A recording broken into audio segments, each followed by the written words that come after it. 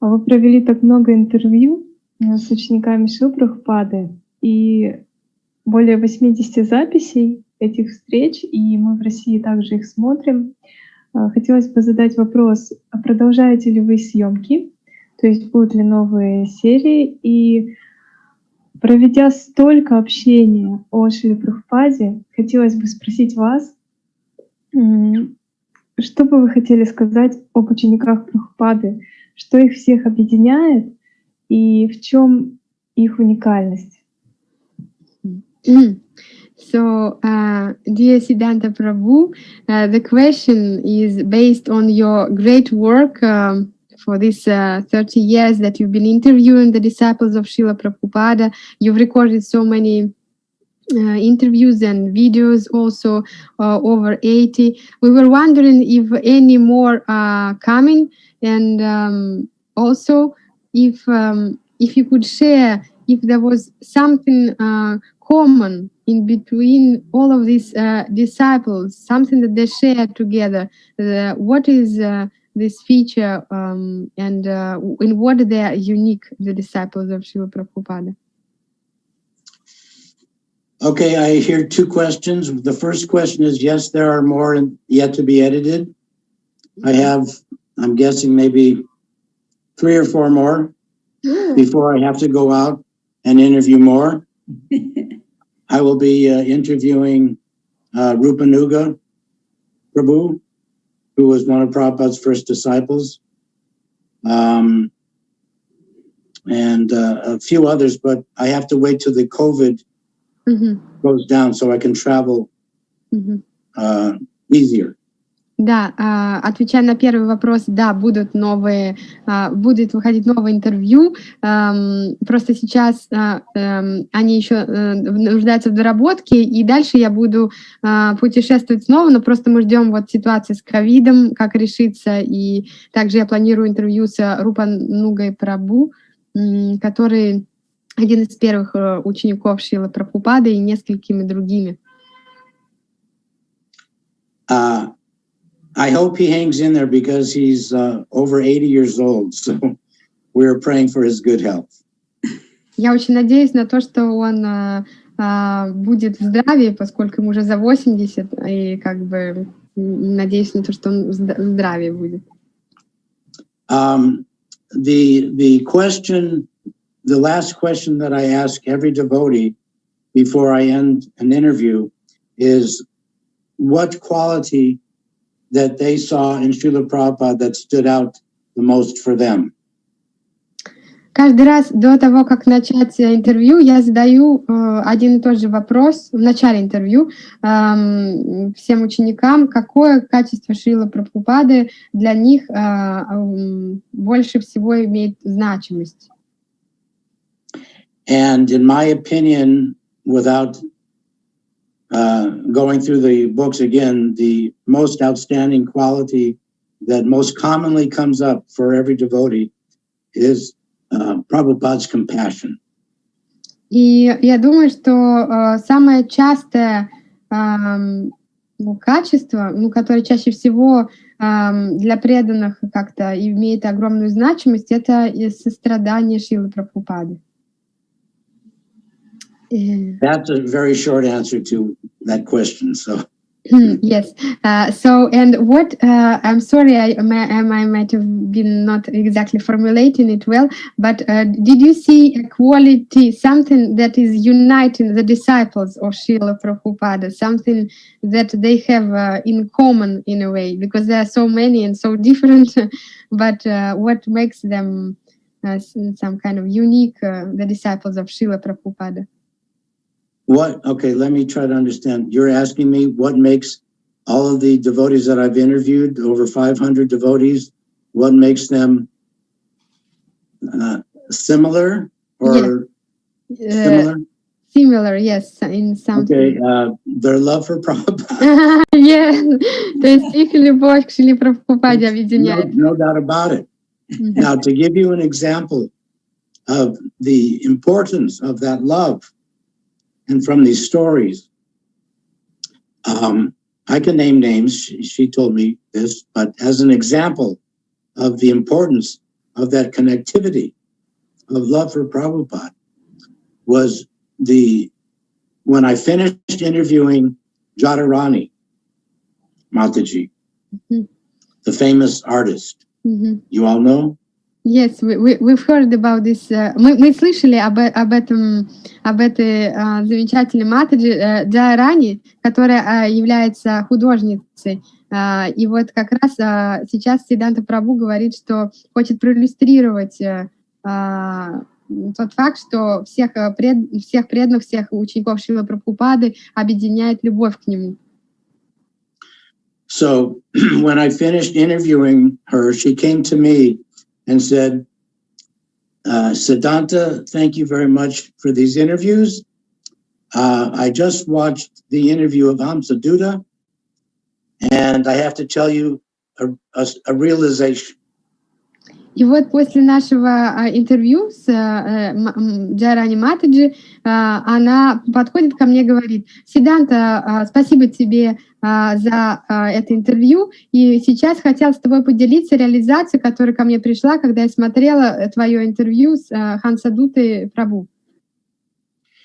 She said to me, before I saw his interview with you, I had a very negative attitude towards Hamsadutta. И она признала, что до того, как она посмотрела это интервью, которое Сиддханта Прабху провел с Хамсадуттой, у нее был достаточно негативный настрой к нему. I won't go into the details, but because of various things, she had not thought highly of Hamsadutta. But once she heard Hamsadutta speak about Prabhupada, her whole attitude and consciousness for Hamsadutta changed 180 degrees.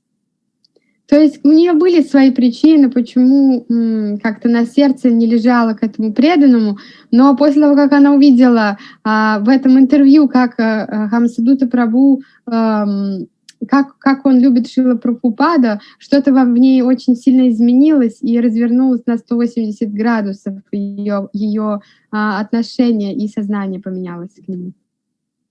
So the lesson is that we are all a family. Prabhupada created this huge family that is expanding.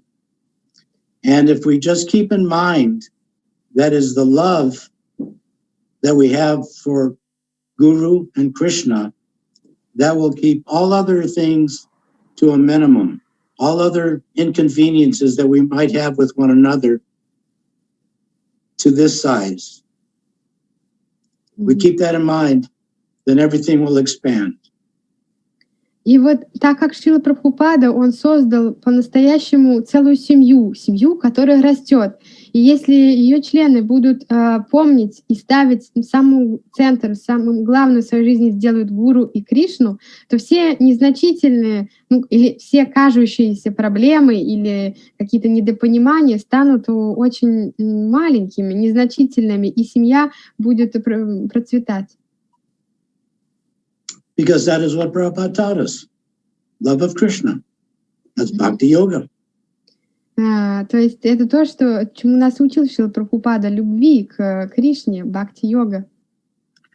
So when we realize in ourselves and we're seeing, that is a way that we can have evidence that we are advancing in Krishna consciousness. The more that we love one another and keep all those problems, so-called problems, to a minimum, then we can see that, oh, I am making advancement. There's a very practical example how we can understand that this process does work. И вот этот как бы показатель того, как мы прогрессируем, как мы развиваемся в сознании Кришны, показателем может быть как раз насколько мы заботимся и любим друг друга, насколько мы способны каким-то проблемам уделять небольшое внимание по сравнению с тем, что у нас есть. I'll give you a quick example, another Prabhupada story. If I have time, I got 5 minutes here. So, an example, because I always like to relate to Prabhupada stories. very practical stories. So in that same vein, that if we become upset with a situation, then we can see in our heart that we are not making advancement. That's my point. So I will give you an example of that. И сейчас я вам проиллюстрирую вот этот пример о том, что если мы действительно прям легко так расстраиваемся по какому-то поводу, то значит, что мы не очень-то и духовно продвигаемся. This is a story that Bhakti Tirtha Swami told me, who was born in an African-American, a black body this lifetime. And he saw in the early days when he joined the temple that there was discrimination within ISKCON. Эта история была рассказана Бхакти Тирте с вами. Это был удивительный преданный, родившийся в африканском теле, и который сначала присоединился, когда к движению он заметил, что в храме Искона была дискриминация. So with this agitation that he felt that he was being discriminated by his godbrothers, he went to Prabhupada and complained. И поскольку он почувствовал вот эту дискриминацию по отношению к себе от своих духовных братьев, он отправился к Шриле Прабхупаде с жалобой. He said, Prabhupada, there's discrimination within our movement. They're calling me and I'm feeling discriminated because I'm in a black body. It's horrible. What to do? И он был действительно расстроен, сказал Шрила Прабхупаду, в нашем движении присутствует дискриминация, меня вот так и так называют, потому что я в черном теле, что делать? Prabhupada said, yes, there's discrimination, but if you're affected by that discrimination, then you're also nonsense. И Шрила Прабхупада сказал, да, есть дискриминация, но если ты поддаешься на эти провокации, если ты к себе, себя к этому причисляешь, то тогда ты тоже не лучше, глупец. So Bhakti Tirtha Swami could understand that he was being affected by other people's words because it was all based on his body. And so he was being nonsense that he wasn't realizing that he was spirit soul. So he was also being nonsense. So Prabhupada woke him up. И в этот момент, конечно, Бхакти Тиртха с вами понял, что да, и была дискриминация, но на какой основе? На основе телесной. И поскольку он поддался на эти провокации, то, получается, он также находился на телесной платформе и не осознавал, что он является духовной искоркой. И Шрила Прабхупада разбудил его. We have more that unites us than separates us. So all these little things that might get in our way, they should be like a speed bump. You know what speed bump is? Mm-hmm. In the road here in America, to slow the traffic down, there's a little bump in the road that if you go too fast, you're going to wreck your car. Mm-hmm. So sometimes in life we have little speed bumps, but we have to slow down. Mm-hmm. So these are things that might get in the way of our going fast. Mm-hmm. То есть на самом деле у нас намного больше общего, чем разъединяющего нас, и об этом нужно помнить. И также, конечно, существуют на духовном пути какие-то препятствия, как похожие на лежачих полицейских, чтобы мы не превышали скорость.